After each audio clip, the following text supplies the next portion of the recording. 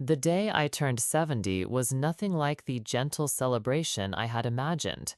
I had pictured the house filled with warmth and soft voices, my children gathered around with smiles that spoke of love and shared memories. Instead, the air felt heavy, like a thick fog pressing down on me the moment I stepped through the door. The home I had known for so many years suddenly seemed cold and unfamiliar. There they were, Kevin and Emily, standing with forced smiles and guarded eyes. Kevin cleared his throat and stepped forward, a glass in his hand, his smile brittle like cracked glass that barely caught the light. Emily stood apart, arms crossed, her gaze distant and guarded. They had prepared a speech, yes, but not one filled with love or gratitude. Their words were sharp and cruel, dripping with disdain. Kevin's voice cut through the room first. "Mom," he said, "you've been a burden, a weight holding us back." The sting of his words was deeper than I expected, slicing through years of sacrifices I had quietly carried. Emily's voice followed, bitter and cold, an anchor, drowning our happiness and disappointment. Each sentence felt like a blade, carving away at the very heart I thought they knew. I stood frozen, unable to speak or cry. The laughter that followed was not joyous, but harsh, cruel, a sound that hammered at my chest again and again. They no longer saw me as their mother, the woman who had nurtured and protected them, but as an obstacle, an unwanted weight. Their eyes held no love, only impatience and scorn. I tried to remember the countless late nights helping Kevin with homework, or the whispered encouragements to Emily as she pursued her career. I wanted to remind them all of the sacrifices I had made, the quiet endurance I had shown. But my voice failed me, swallowed by the cold silence that filled the room after their bitter words. The home that had once been filled with warmth and laughter felt like a cage closing in. Loneliness crept in like a tide, steady and crushing. I felt the weight of their betrayal settle heavily within me, a dense fog of hurt and disbelief. For a moment, I wanted to scream or cry, but the tears never came. Instead, a numbness spread through me, a shield forged by years of holding in my pain. Yet, amid that suffocating silence, a small, fierce ember began to glow inside me. It was not hope, but a quiet kind of strength, a resolve I had not known I possessed. I thought of all the years I had given everything without complaint, and realized that, beneath their harsh judgments, I was much more than a burden. I was a woman who had survived, who had endured. Looking around the room, I saw the faded wallpaper, framed photographs, and worn furniture, silent witnesses to a lifetime of devotion and sacrifice that they refused to acknowledge. The very house seemed to mourn with me, holding the memories they had so carelessly ignored. But now, that house also whispered of something new, my determination. I would not break beneath their scorn. When the laughter ended and the last of the guests left, I retreated to the quiet of my room. Alone, I finally allowed the tears I had stifled to fall, not as an expression of weakness, but as a release of the pain carried silently for too long. In the dark, I looked inward and found a strange clarity. The weight they cast upon me was no longer theirs to bear, it was mine to transform. They had tried to diminish me, to cast me aside as a mere inconvenience, but within me a silent revolution was growing, a resolve to reclaim not just my dignity, but my power. I thought back to the years filled with laughter and love, to the mother I had been and still could be. Their mockery would no longer define me. That night marked not an end but a beginning. Beneath the quiet surface of my suffering, I found a strength forged in silence and patience. I was no longer just the woman they disrespected. I was becoming the reckoning they would never anticipate. In the stillness, as the house held its breath, I felt the first stirrings of a new life taking shape, not one dictated by their judgments, but by a quiet, unyielding determination to rise. They may have thought I was a burden, but I was and would always be so much more than that. The night after my birthday stretched into long hours filled with restless silence. The house, once lively and warm, now felt colder than ever. the shadows gathering in every corner as if mourning with me the loss of a time I once thought would last. I sat alone in my room, the dim light from the lamp casting flickering shapes on the walls, surrounded by relics of a life I had devoted to others. Their spiteful words echoed endlessly in my mind, how my own children, those whom I had nurtured and loved without reservation, had reduced me to nothing more than a burden to be cast aside. The ache was deep and relentless, but within it a stronger force quietly began to grow. As I reflected on what had unfolded earlier that day, my heart ached for the years of invisible labor finally dismissed as weight too heavy to bear. I thought of the countless nights I stayed awake helping Kevin struggle through his schoolwork, the mornings I rose before dawn to prepare meals and pack lunches, the afternoons spent waiting patiently as Emily chased her dreams, often without me. All those moments vanished in their scornful laughter, their eyes filled not with love, but with bitterness and entitlement. How quickly they forgot the sacrifices, the tears I swallowed, the quiet resilience that had held our family together. Yet, despite the pain, I refused to crumble beneath their judgments. I realized that their dismissal was not the end of my story, but the beginning of a new chapter, one where I reclaimed the strength they thought had withered away. This quiet resilience was the ember that refused to die, burning slowly but surely beneath the surface. Their coldness only strengthened my resolve.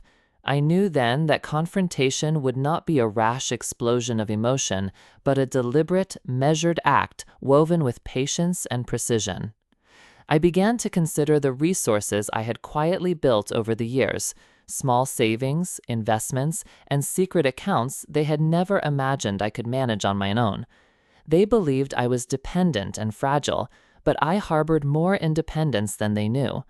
Every rebate, every extra pay from occasional freelance work, every gift tucked away, these had accumulated quietly, a testament to my foresight and careful planning. I was no longer the woman they thought they controlled. I was a silent force assembling her defenses. Robert, my lawyer, came to mind frequently during these days of reflection. His calm and steady presence had been a constant since my husband's passing. He had helped me navigate legal complexities, ensuring that my interests and those of my children were protected.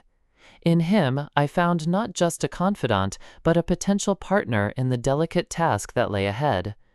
I knew that if I were to redraw the lines that bound me to this family's expectations, I would need his guidance, his discretion, and his unwavering commitment to justice. I spent long hours walking through the house, each room echoing with memories both sweet and painful. The faded wallpaper bore silent witness to birthdays and holidays, to laughter that now seemed distant.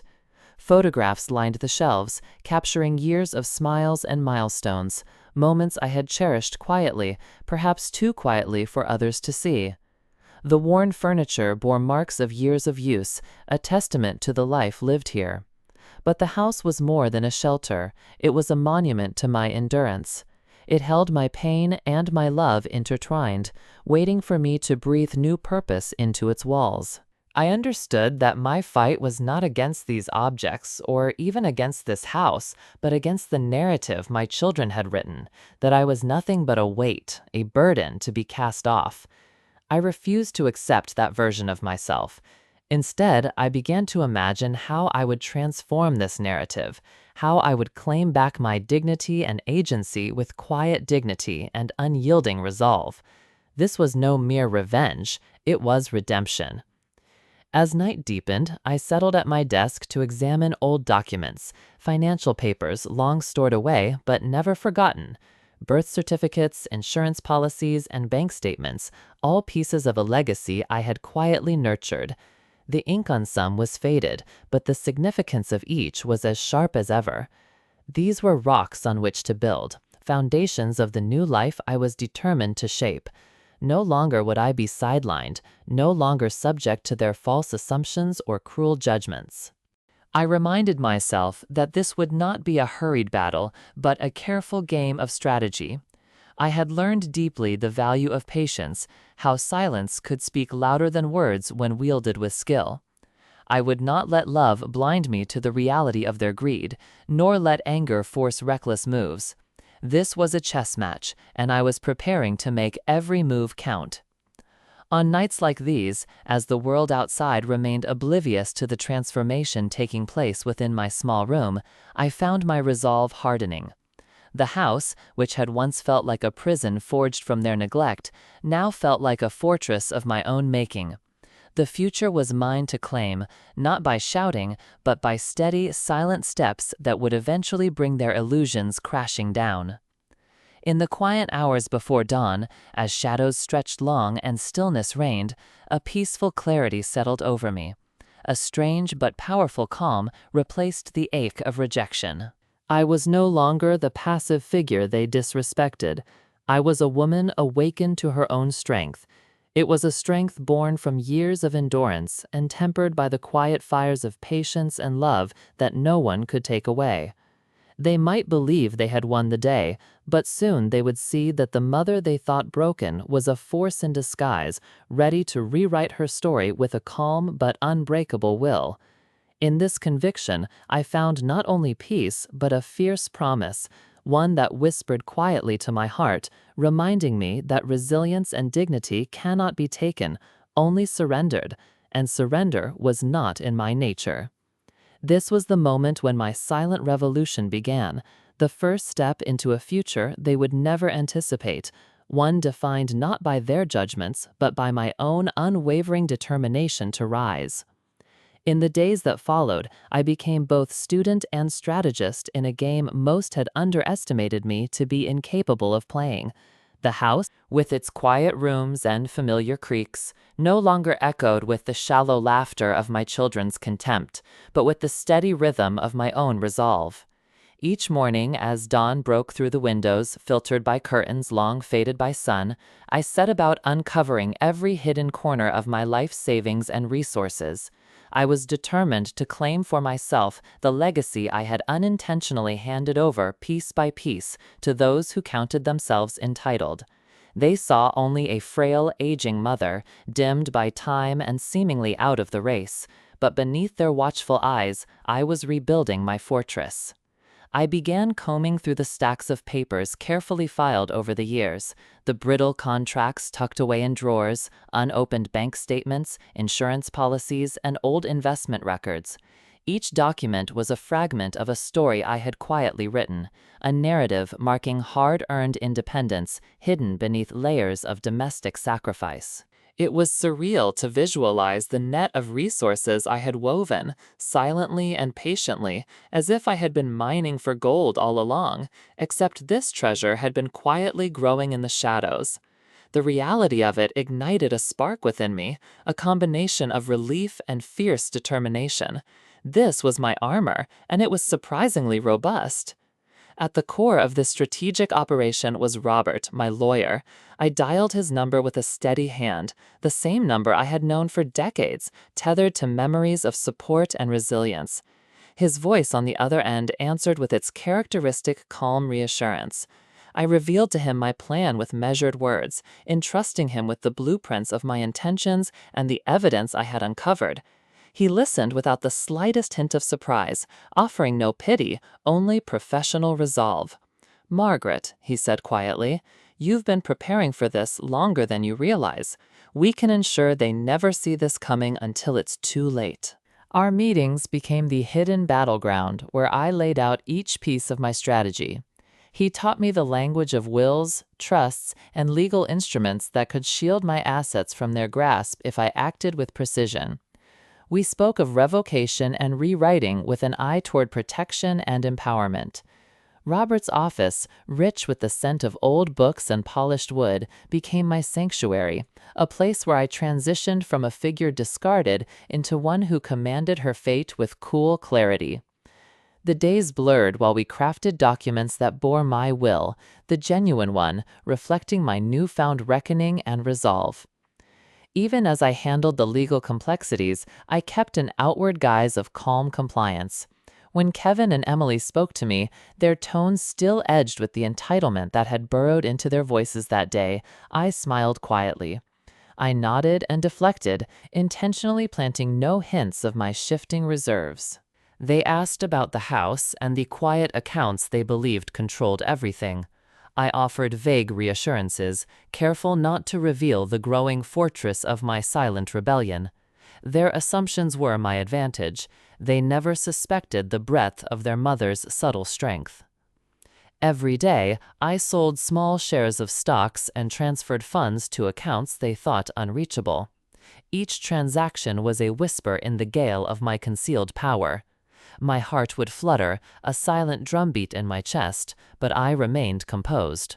The thrill of reclaiming my autonomy was intoxicating, but carefully veiled by the patience I had nurtured for decades. Piece by piece, I dismantled the illusion that ownership was theirs by right, restructuring my legacy on terms only I dictated. My children's visits became occasions of observation rather than engagement. I watched their expressions, keen yet unaware, as I prepared my next moves. Kevin was confident in his entitlement, his eyes gleaming with the certainty of inherited possession. Emily's indifference was veiled beneath a pragmatic facade, her mind occupied by work and the maintenance of her emotional distance. Neither saw the net tightening around their presumptions, how little they truly understood me or my capabilities. Their blindness was my quiet weapon. The house, too, played a role in my plan. Memories lingered in each corner, but so did potential. My meticulous organization of the relics, photographs, letters, heirlooms, was not merely sentimental. Each item was cataloged and prepared for appraisal or sale, a symbolic shedding of the old ties that no longer served me. As I filed papers and sorted belongings with precise care, I felt lightened, liberated by the act of reclaiming control over what had once been invisible to them.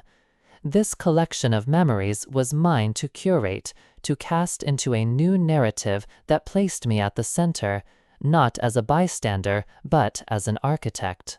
While I quietly plotted the shift of ownership and legacy, I found strength in moments of solitude. I walked the garden paths, touched the bark of the trees planted by my own hands years ago, and felt the roots anchoring me as solidly as my resolve. The seasons shifted slowly, mirroring the transformation within me, not abrupt or loud, but steady, undeniable. In the stillness of these days, I was no longer victim, but victor in the making, one who embraced the slow burn of justice over a lifetime of quiet sacrifice. Eventually, the day loomed when all preparations would come to fruition. Every document, every transaction, every strategic conversation with Robert led to this precipice. I felt the tension coil within me, a controlled fire, sharpened by the knowledge that when the moment arrived, it would shatter the complacency of those who had tried to diminish me. This was no reckless rebellion, but a measured and irreversible act of reclaiming what was rightfully mine. Still, even as the plan grew clearer in my mind, I stayed composed externally. The children, so sure of their claims, remained oblivious to the storm gathering beneath the calm surface. They continued their lives, unaware that the foundation of their entitlement was being painstakingly redefined. I watched them dock their faith in old illusions, while I quietly navigated the pathways to a new reality. This game was far from over, but I had moved my pieces with care. My patience and observation, honed from years of navigating family dynamics steeped in betrayal, gave me an edge they did not expect.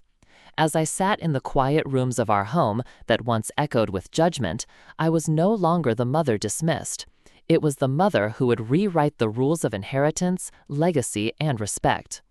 Behind the facade of a frail elderly woman was a fortress of determination and strategic cunning.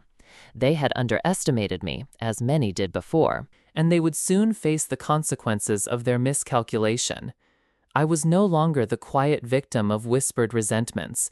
I was the silent reckoning, the slow-burning fire that would illuminate the truth and restore the dignity they tried to erase. The chessboard was set, the pieces carefully placed, and I was ready for the game to begin.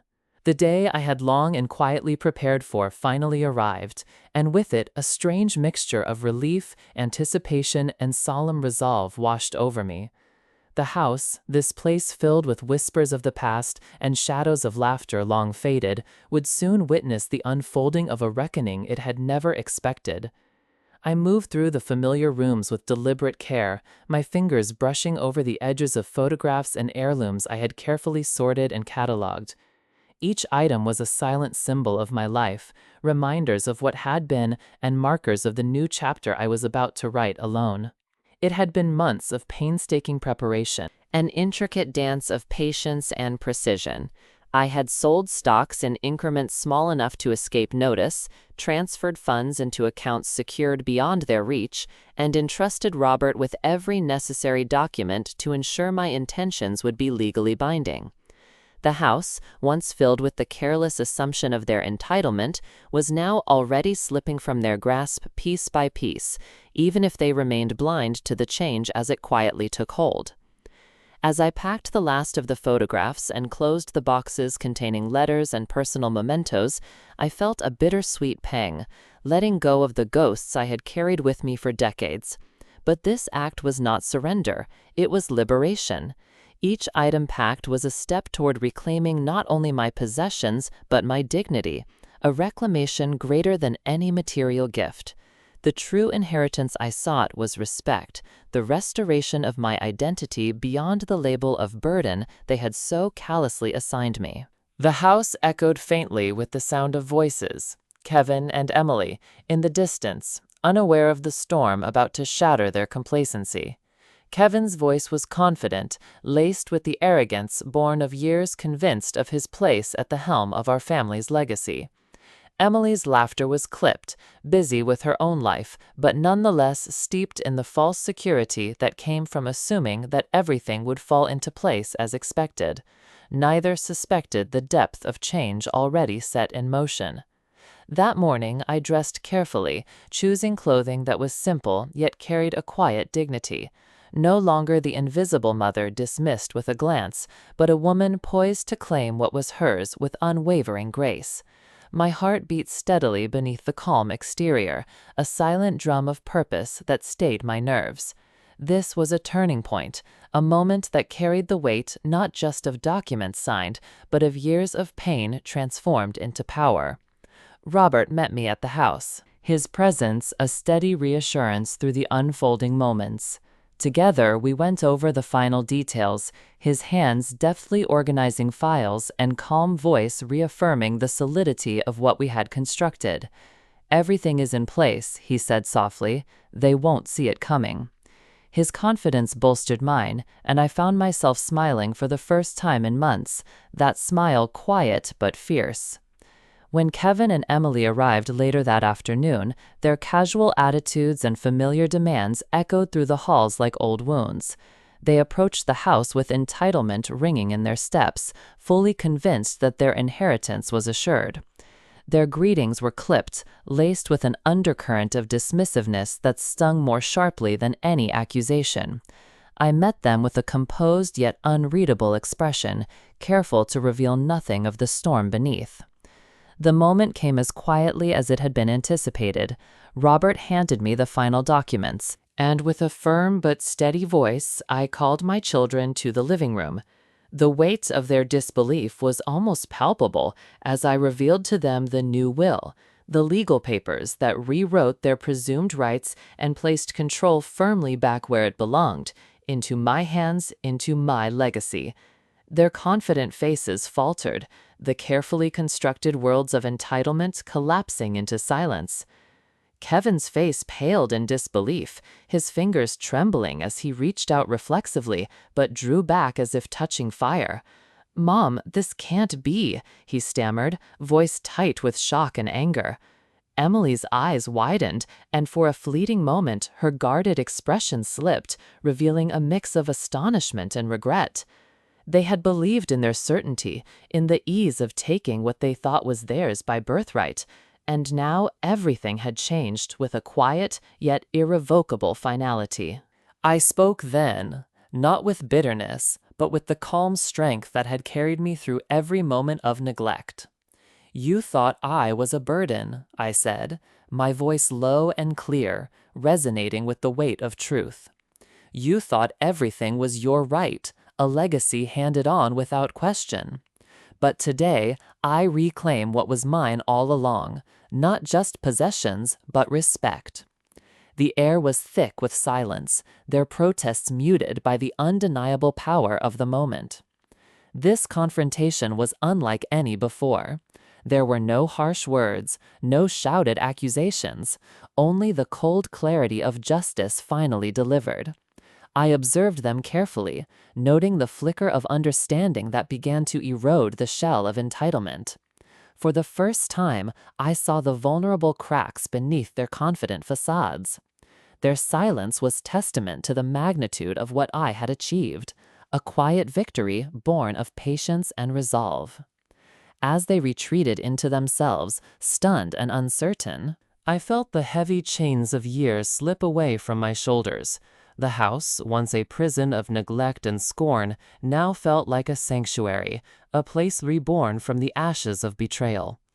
I walked through the rooms with renewed purpose, knowing that the fight was transformed into a new life where my dignity would not be questioned or diminished. That evening, as the sun dipped below the horizon and the house settled into a peaceful quiet, I moved through the garden with a lightness new to me, a gentle breeze carrying away the residue of pain. The air smelled of fresh beginnings, crisp and clear, promising chapters yet to be written. I was no longer the woman they had dismissed. I was a mother who had weathered the storm, embraced the silence, and found strength in the quietest of revolutions.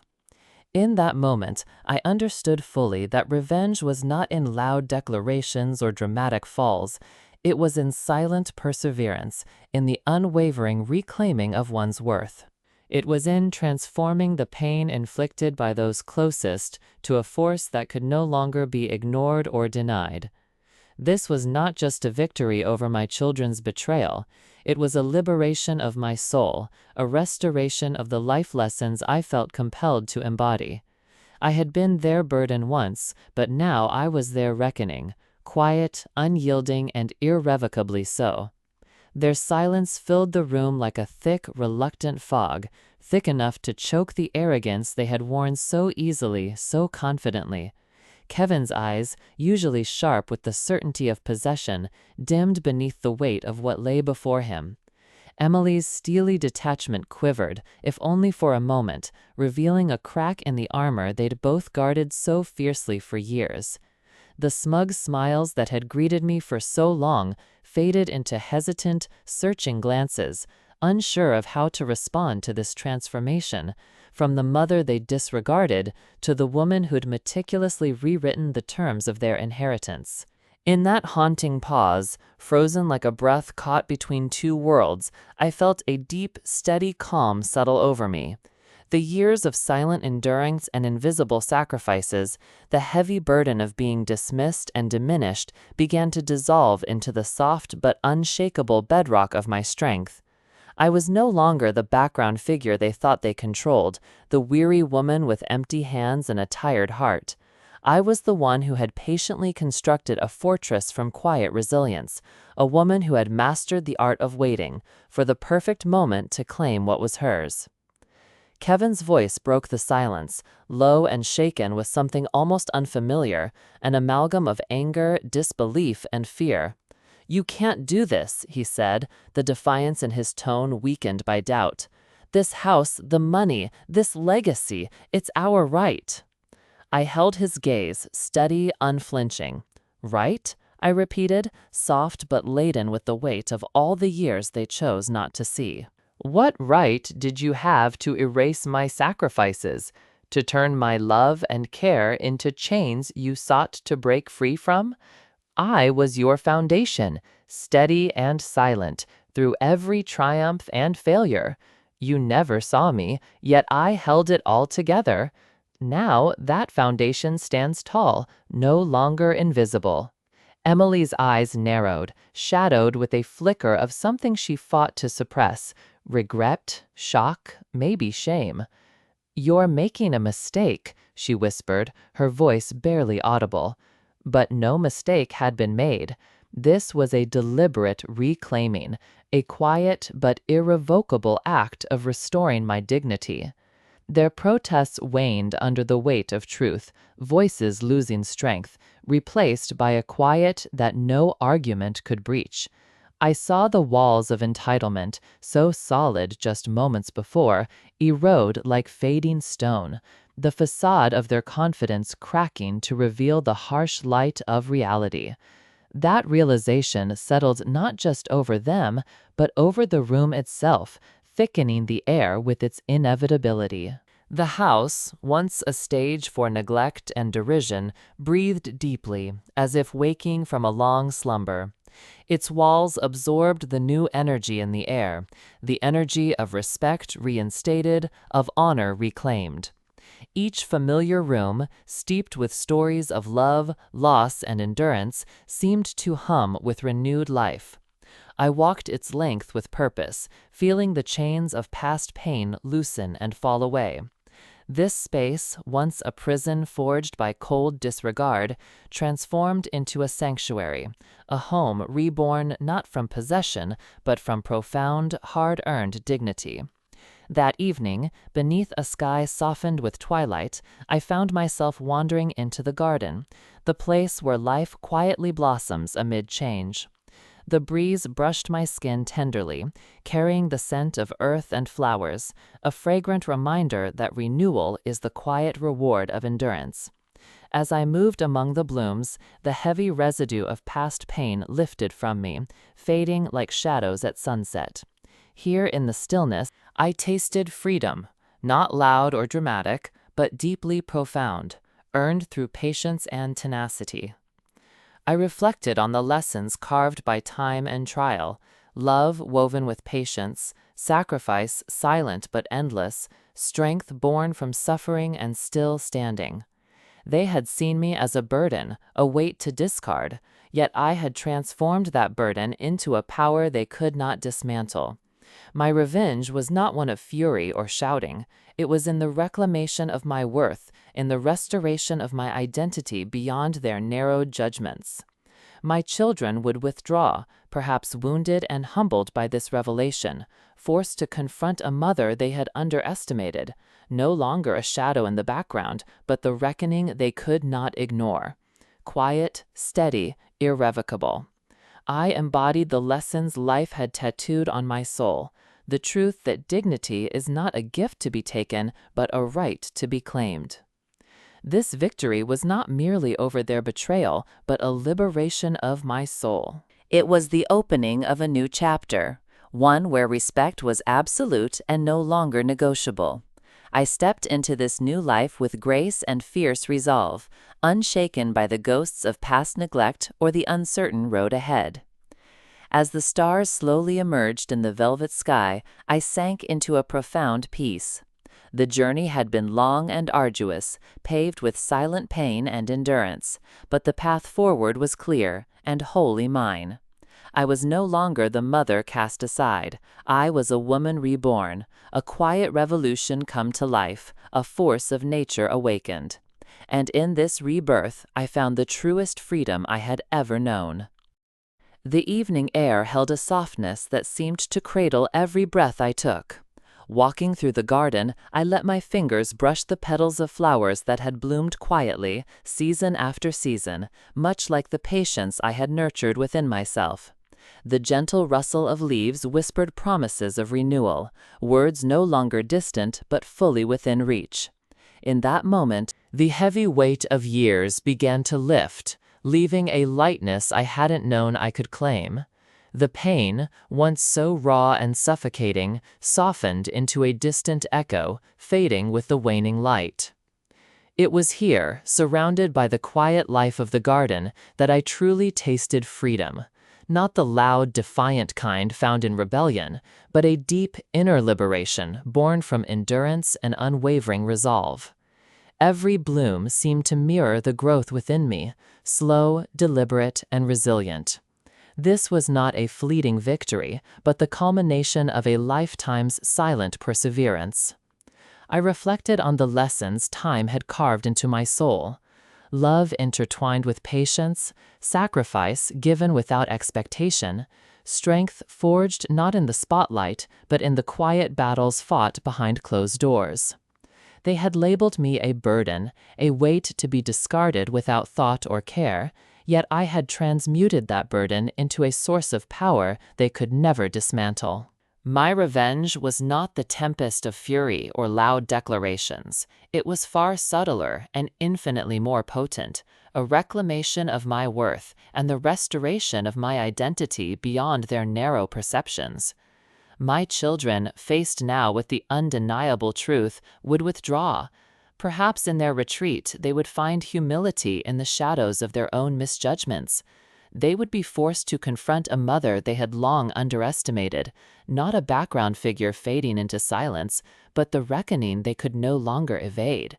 This presence was quiet, steady, and irrevocable. I embodied the life lessons etched deeply within me, the truth that dignity is not a gift granted, but a right fiercely claimed. This was not simply a personal victory over the betrayals of my past. It was a liberation of my very soul, the opening of a new chapter where respect was no longer a negotiation, but an absolute truth. I stood poised to walk this path with grace and fierce resolve, unshaken by the lingering ghosts of neglect or by the uncertainties that the future might hold. As the stars began to pierce the velvet night, their cold light scattered delicately across the sky, I sank deeper into a profound peace. The road that had led me here was long and arduous, paved with silent pain and years of unacknowledged endurance, yet now the way forward was clear and wholly mine to travel. No longer was I the mother cast aside and forgotten. I had become a woman reborn, a quiet revolution come to life, a force of nature awakened only by time and unwavering will. In this rebirth, I found the truest freedom I had ever known. The freedom that comes not from riches or recognition, but from the profound certainty of self-worth reclaimed. It was the freedom of a soul unbound, a spirit no longer confined by the shadows of others' expectations. The house, the possessions, the silent judgments they had passed were now fragments of a past I had transcended. Here, in the stillness of this new life, I embraced a future shaped by my own hands, a future where my voice, long subdued, would finally be heard, not in clamor, but in the steady cadence of a life lived fiercely true.